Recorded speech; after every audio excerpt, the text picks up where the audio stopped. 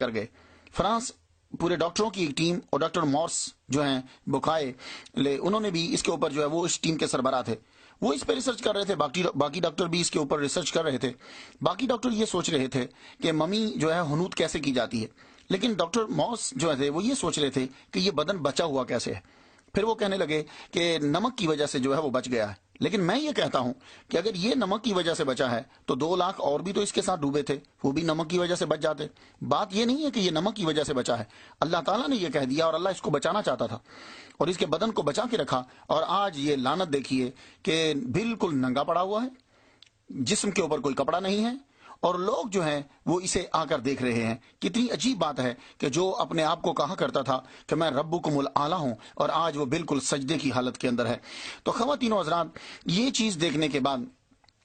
کسی نے، جب ڈاکٹر مارس بکائے ریسرچ کر رہا تھا اس کے اوپر، تو کسی نے اس کے کان میں یہ کہہ دیا کہ قرآن مجید کے اندر پہلے سے مسلمانوں کا یہ دعویٰ ہے کہ اس کا تذکرہ ہمارے قرآن میں پہلے سے ہے۔ کہنے لگا یہ ہو ہی نہیں سکتا۔ جب اس کو دکھایا گیا تو پھر اس نے جا کر اپنی کتاب کو پڑھا، تو بائبل کے اندر یہ لکھا ہوا تھا کہ سب کے سب ڈوب گئے، ایک بھی نہیں بچا، ایک بھی نہیں بچا۔ تو جب اس نے بائبل میں یہ دیکھا تو قرآن مجید کہہ رہا ہے کہ اس کا جسم جو ہے وہ ہم نے بچا دیا۔ اب اس کو یہ ٹھانی کہ میں قرآن مجید کو غلط قرار دوں، سو اس نے عربی بھی پڑھی، قرآن کا مطالعہ کرنے لگا، لیکن پھر the Bible, the Quran and science, اس کو یہ لکھنا پڑا کہ قرآن مجید نے جو یہ کہا ہے وہ بالکل سچ ہے، قرآن مجید کی ہر بات جو ہے وہ سچ ہے۔ اس دور میں کہ جب ٹیکنالوجی نہیں ہوتی تھی، قرآن نے بہت